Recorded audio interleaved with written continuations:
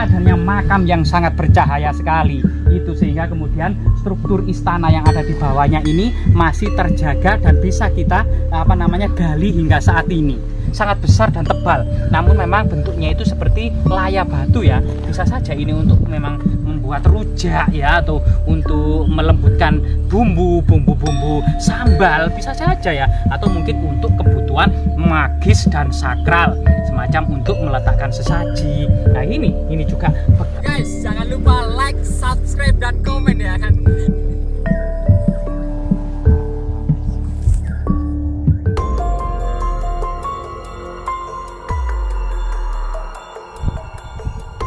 Ya, jadi saat ini kita terus menelusik ya jejak-jejak peradaban leluhur kita, menelisik dan menelusuri peradaban yang hilang di sebuah gundukan yang sangat misterius, penuh dengan artefak-artefak yang sangat mengagumkan.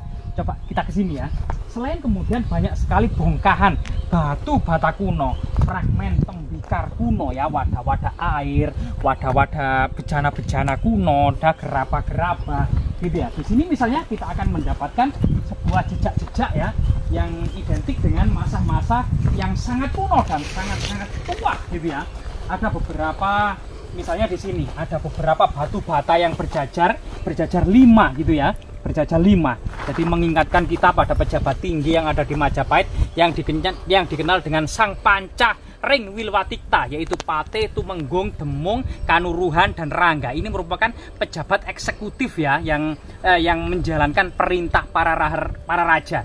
Yang kemudian selain kemudian batu bata yang 5 yang ketebalannya sekitar 3 cm era kerajaan Majapahit, ada juga semacam di sini ya, mirip seperti layak batu, namun ini sangat besar dan tebal. Namun memang bentuknya itu seperti layak batu ya. Bisa saja ini untuk memang membuat rujak ya, atau untuk melembutkan bumbu sambal, bisa saja ya, atau mungkin untuk kebutuhan magis dan sakral, semacam untuk meletakkan sesaji. Nah ini juga bekas lumpang batu yang sudah pecah gitu ya, tinggal separuh, atau lumpang pecah. Nah ini lumpang pecah, mungkin juga menduduki tempat untuk menumbuk biji-bijian, dedaunan, rempah-rempah atau umbi-umbian pada masa lalu untuk kebutuhan akan makanan sehari-hari gitu ya.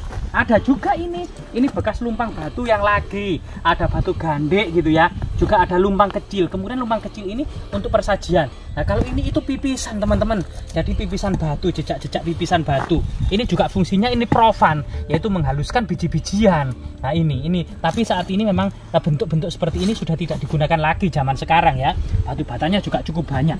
Namun yang sangat menarik gitu ya, yang sangat berhubungan dengan peristiwa-peristiwa legenda yang ada di masyarakat, cerita mistis pamali gitu ya, atau pengalaman-pengalaman mistis. Ada semacam kepercayaan masyarakat yang menganggap di atas bukit kecil yang sangat keramat ini ada makam bersinar, ada tokoh-tokoh leluhur sakti yang dimakamkan. Ya coba kita lihat ya, kita kunjungi makam-makam orang-orang sakti yang merupakan leluhur atau pembabat alas dari desa ini, tepat di atas bukit tinggi ini ya. Nah ini ternyata di sini ada sebuah 4 buah makam yang sangat keramat. Namun entah sebab apa ada 4 makam, masyarakat mengingatnya cuma 3 nama-nama yang diturunkan. Yang satunya ini sangat misterius, yang kemungkinan yang satunya itu adalah semacam pusaka dari ketiganya ya, atau semacam ilmu sejati, atau kemudian pulung Wahyu Keprabon yang pernah dicari-cari oleh para pemimpin ya, yang dahulu-dahulu atau sekarang maupun yang akan datang. Coba kita lihat ya. Jadi kita sowan memasuki sebuah area makam yang sangat keramat gitu ya. Ternyata penuh dengan jejak-jejak kuno ya. Misalnya maesanya ini terbuat dari batu bata merah kuno ya. Dan ini sangat panas ya, kondisinya itu memang benar-benar terik matahari yang sangat panas sekali. Jadi kita rahayu, semoga kemudian orang-orang yang dimakamkan di sini ya mendapatkan kedudukan yang tinggi di sisi Allah SWT. Bismillahirrahmanirrahim. Fatihah. Jadi masyarakat mengenalnya dari 4 makam ini yang diingat dalam ingatan masyarakat itu 3, yaitu Mbah Surodipo, Mbah Surobenco, dan Mbah Surodiman. Jadi keempat makam ini yang diingat itu 3. Sekali lagi ternyata leluhur dari desa ini itu adalah Mbah Surodipo, Mbah Surodiman, dan Mbah Surobenco. Ini sesuatu ingatan dan memori yang ada di tengah-tengah masyarakat tentang masa lalu. Namun kemudian nama-nama ini sebenarnya masih menggunakan nama-nama lokal, bahkan masih menggunakan bahasa dan kata-kata Sangsekerta ya, yaitu Mbah Suro, dari kata Asura gitu ya, Suro ya. Saat ini juga bulan Suro kebetulan gitu ya, yaitu setelah besar itu Suro. Nah itu. Nah, kemungkinan memang apa namanya ya, dengan penggunaan nama-nama dengan orientasi makamnya itu arah selatan utara, seperti memang seorang muslim pada masanya atau pada umumnya gitu ya, yaitu orientasi makamnya itu adalah selatan utara. Berbeda dengan makam-makam Kapitayan, makam-makam Kabuyutan atau makam-makam kuno era kuno ya, sebelum pengaruh agama Islam, itu biasanya orientasinya adalah timur barat. Itu memang kita dapati di gunung-gunung, di beberapa daerah, di desa-desa ada banyak makam-makam yang berorientasi timur barat. Diduga makam seperti ini memang makam sebelum Islam. Jadi menurut berita Mahuan dalam Yin Ye Senglang tahun 1430 Masehi gitu ya, itu diceritakan bahwasanya jadi para petinggi kerajaan Majapahit pada umumnya dan termasuk kemudian para raja itu dilaksanakan upacara ngaben. Tetapi masyarakat kota Majapahit pada umumnya, yaitu masyarakat secara luas, itu biasanya ahli waris gitu ya, itu kemudian menanyakan kepada orang tuanya yang mau atau hendak meninggal. Setelah meninggal nanti itu kepinginnya diapakan? Dingabenkah atau dibakarkah, dikremasi ya, atau kemudian dilarungkah di Sungai Berantas gitu ya, ataukah kemudian dikubur di halaman rumah atau dikubur di tanah keluarga dan situ. Jadi menurut berita Mahuan ini memang bagi teman-teman ya mungkin apa namanya yang menganggap bahwasanya setiap orang kuno yang beragama Hindu Buddha selalu dikremasi, itu ternyata bagaimana secara faktual sampai saat ini jika kita lihat di Trunyan Pulau Bali itu banyak kemudian tengkorak-tengkorak di bawah pohon besar gitu ya, ada kemudian di gua-gua, ada di bukit-bukit atau kemudian di tebing-tebing. Tidak hanya kemudian upacara ngaben secara besar-besaran, memang dari kalangan kasta Brahmana atau kesatria gitu ya, kemungkinan ada keharusan ngaben ya, agar muksa, agar kemudian dari debu kembali ke debu, hilang ya, hilang tanpa jejak.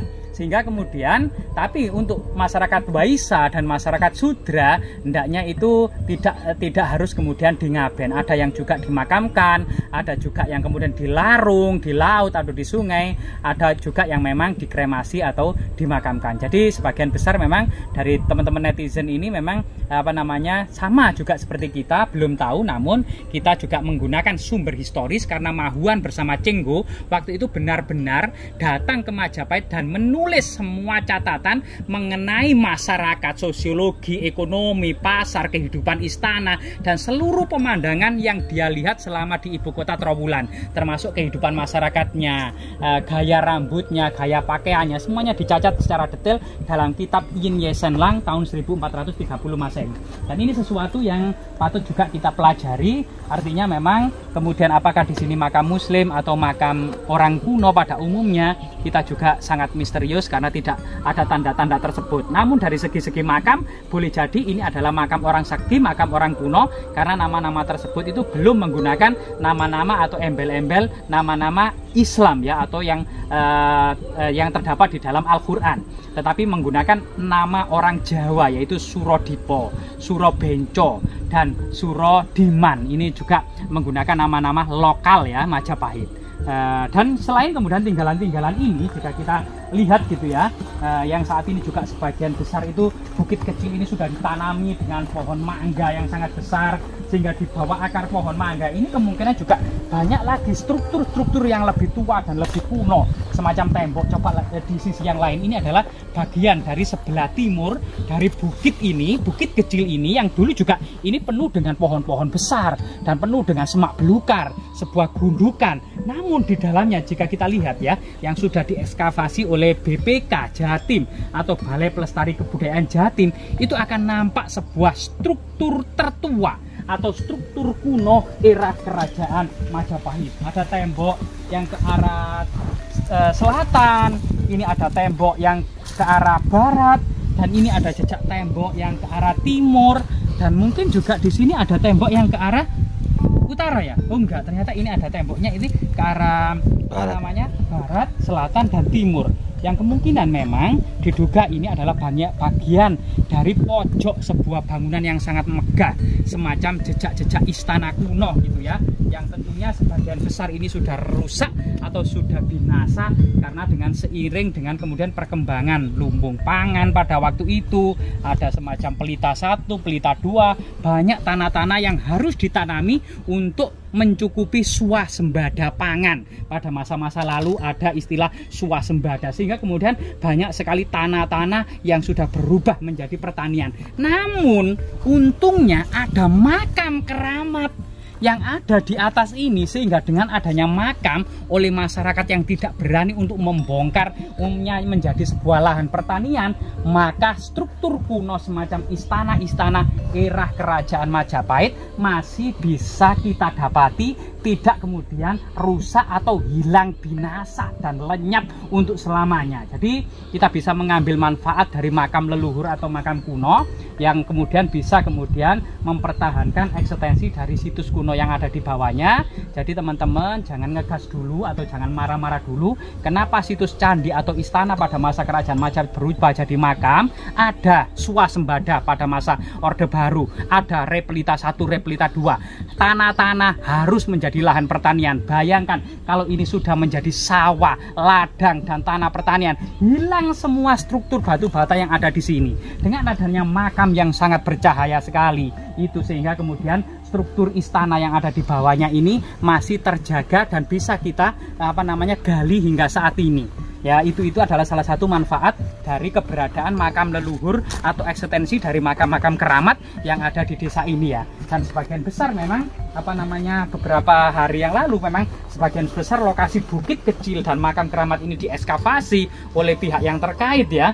Ini akhirnya kemudian struktur yang diduga semacam istana kuno atau bahkan rumah Patih Gajah Mada atau bahkan kompleks istana yang lebih luas, ini kemudian pelan-pelan sedikit demi sedikit, setahap demi setahap akan tersibak. Dan banyak sekali yang menyayangkan kalau Majapahit itu hanya legenda seperti orang-orang yang ada di Jakarta. Sayang sekali bahwasanya Majapahit itu hanya kemudian dongeng sebelum tidur saja. Coba kalian datang ke Trowulan, mulai dari penggalian Klinterrejo, Kumitir, kemudian Swata Sumpak, Gemekan, situs Kedaton ya, Sumur Upas dan lain sebagainya, lantai segi 6 Museum Trowulan akan bisa menyibak, termasuk kolam segarang yang sangat luas tersebut.